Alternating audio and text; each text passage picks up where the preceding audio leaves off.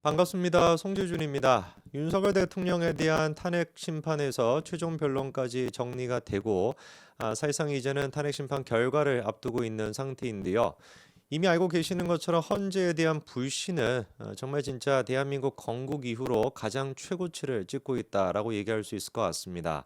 여러 가지 이제 뭐 사안들을 통해 가지고 헌재를 왜 믿을 수 없는지 그냥 단순히 정치적인 이유가 아니라 근본적으로 문제가 있다라는 걸 다 아실 텐데요. 이번에 근데 많은 분들이 좀 주목하고 있지 못한 놓치고 있는 굉장히 좀 중요한 포인트 한 가지가 있습니다. 지금 이제 그 박성재 법무부 장관에 대한 탄핵 심판도 물론 이제 정식 재판이 시작되지는 않았고 준비 기일이 시작이 됐고요. 그것뿐만 아니라 이제 그 한덕수 총리에 대한 심판 또한 마찬가지로 진행이 되고 있습니다. 그런데 이 두 가지 심판에서 헌재가 지금 둘 다 하지 않습니까? 헌재가 그런데 박성재 법무부 장관에서 했던 얘기와 그다음에 한덕수 권한대행에서 했던 얘기가 서로가 서로의 입장이 맞지 않는 그런 모습을 보여주고 있다라는 거를 오늘 제가 영상을 통해서 지적을 좀 하고 싶습니다.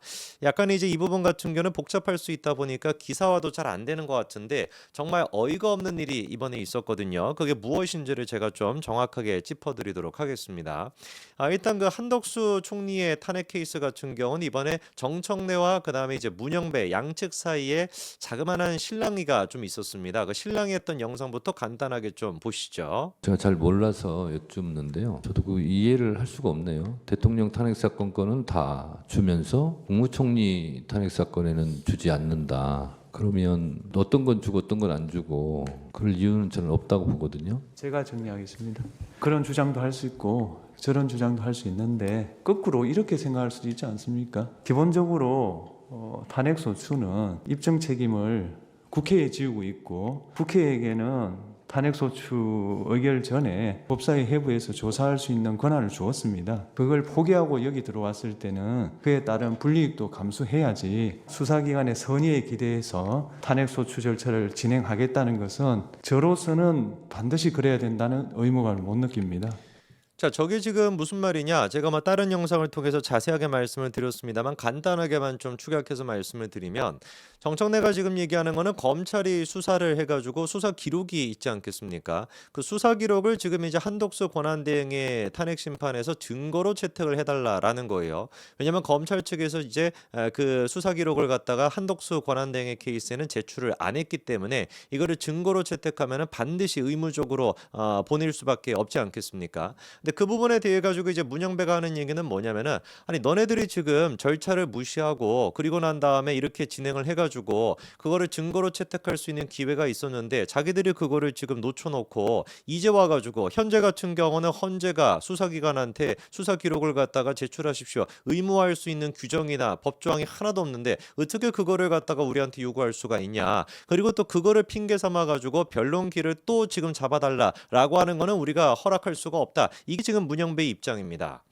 사실상 오랜만에 정말 오랜만에 문영배가 상식적인 모습을 보였다라고 제가 평가를 드렸었는데 맞는 얘기입니다. 원래 이제 탄핵 소추안을 통과시키기 전에 법사위에서 이제 회부가 돼가지고 충분히 이제 그 법사위에서 증거로 채택한 거를 정리할 수가 있었거든요. 그때 당시 이제 그러니까 탄핵 소추안을 의결하기 전에 법사위에서 검찰의 조사가 정말로 필요했다, 수사 기록이 정말로 증거로 필요했다라고 한다면 그거를 증거로 채택했으면 되는 문제입니다. 그런데 그때 당시 얘네들이 이런 것들을 제대로 안 했죠. 아예 그냥 법사위 자체가 파행이 되다시피 되지 않았습니까? 근데 그냥 밀어붙여가지고 한덕수 권한대행을 통과시켜 놨잖아요, 탄핵을. 그러니까 자기들이 법사위에서 증거로 채택할 수 있었던 거를 자기들이 절차를 무시해 놓고 이제 와가지고 어떻게 하는 거예요? 이거 증거로 채택해 주세요. 이거 뭐 강제적으로 검찰한테 이거 수사기로 좀 보내달라고 해주세요. 이렇게 지금 떼쓰는 거밖에 안 되는 겁니다. 왜 그러면 도대체 민주당과 정청래가 그때 당시에 법사위에서 절차를 무시하고 그냥 탄핵을 통과시켰겠습니까? 이유가 뭐가 있겠습니까? 빨리 하루라도 빨리 한덕수를 갖다가 탄핵을 시켜야 되니까. 그래 놓고서는 왜 이제 와가지고 또 쌀데기도 없는 필요하지도 않는 수사 기록을 갖다가 증거로 채택해 달라고 떼쓰고 변론기를 또 잡아달라고 할까요? 그쵸. 한덕수 권한대행의 직무정지 상태를 연장시키기 위해서 탄핵 심판 자체를 시간을 또 끌기 위해 가지고 저 지금 난리를 치고 있는 겁니다. 지랄을 치고 있다라고 얘기할 뻔했네요. 뭐 막상 뭐 하기는 했습니다. 뭐 어쨌거나 이게 지금 민주당의 수준인 겁니다. 자, 그러면 제가 방금 말씀을 드린 것처럼 한덕수 권한대행의 케이스에서는 김영두 재판관과 문영배 재판관이 정확하게 민주당의 이런 식으로 떼쓰는 거를 갖다가 커트를 시켰습니다. 사유가 뭐였다? 야, 너네들이 충분히 법사위 과정에서 검찰 수사 기록이 필요하면 증거로 채택할 수 있는데 너네들이 안 해놓고 지금 강제로 할 수 없는 거를 갖다 해달라고 하는 거 우리는 허용할 수가 없다라는 거였습니다. 정리가 되셨죠, 그렇죠? 자, 그러면 얘랑 이제 우리가 비교해봐야 되는 게 뭐냐면 박성재 법무부 장관의 케이스를 갖다가 비교를 좀 해봐야 됩니다. 박성재 법무부 장관 같은 경우는 어땠습니까? 잘 아시는 것처럼 말도 안 되는 이유들을 통해 가지고 사실상 이제 탄핵이 됐는데 그 중에 한 가지가 이재명을 째려봤다라고 하는 게 세 번째 이유다라고 제가 강조를 드렸었죠, 그렇죠? 하나 같은 경우는 내란에 뭐 동조했다면 하나만 한 소리고요. 두 번째 같은 경우는 증언감정법 위반 이것도 뭐 하나만 한 소리고 세 번째 같은 경우는 국회 모욕. 국회를 모욕했다라는 게 뭐다? 이재명 째려봤다. 제가 지금 지어내는 게 아닙니다. 실제로 민주당 쪽에서 이번에 헌법재판관 앞에서도 그렇게 사유를 밝혔어요. 자, 그러면은 제가 지금 문제를 또 제기하고 싶은 건 뭐냐?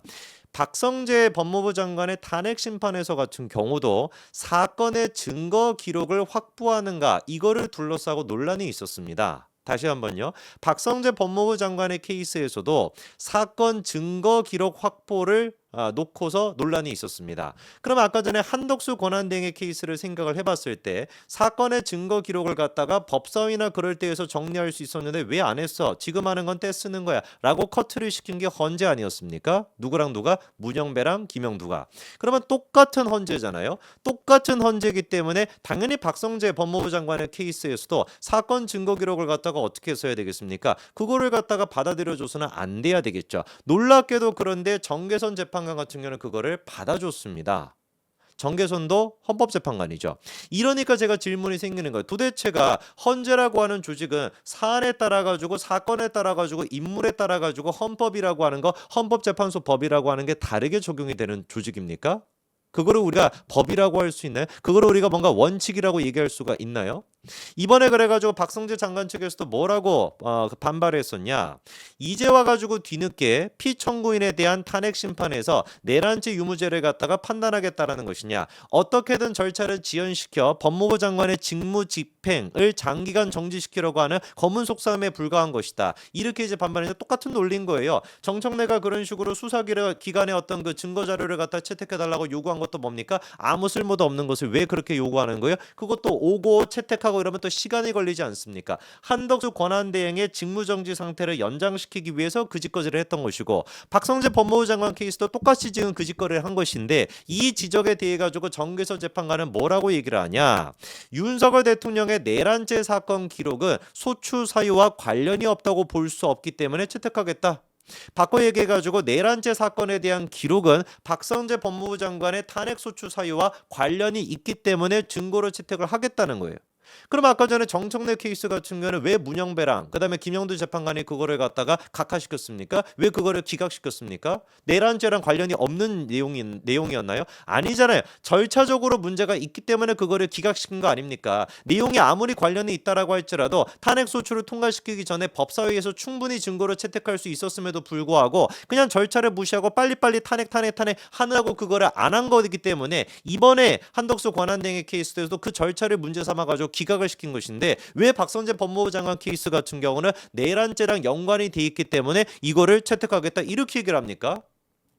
박성재 법무부 장관이 이렇게 또 반박을 했습니다. 여태까지 비상계엄이 선포가 되고 난 뒤에 70일 가까이나 시간이 지났는데 아무런 조치가 없다가 변론 준비기를 앞두고 갑작스럽게 이렇게 증거 신청을 한다라는 거에 목적이 뭐겠냐? 누가 보든지 간에 소송을 지연시키겠다라는 목적 아니겠냐라고 반발했음에도 불구하고 끝까지 정계선은 당신이 납득하지 못해도 재판부에서 결정한 것을 존중해달라 이렇게 그냥 커트를 해버립니다. 헌재 내부에서도 재판관들 사이 이렇게 이견이 있는 수준이야. 이거는 이견의 문제가 아니죠. 의견이 다른 거의 문제가 아니라 법과 원칙은 어떻게 해야 되는 겁니까? 모든 케이스 모든 사람한테 똑같이 적용이 돼야 되는데 취사 선택을 해가지고 적용을 시키고 있는 거 아닙니까? 너무나 심각한 문제죠. 이 부분에 대해 가지고 왜 도대체 문제가 지적이 안 되는지 모르겠는데 언제까지 헌재가 이렇게 스스로 자멸하는 길을 선택할지 참으로 진짜 딱할 뿐입니다. 여기까지 말씀드리겠습니다. 감사합니다.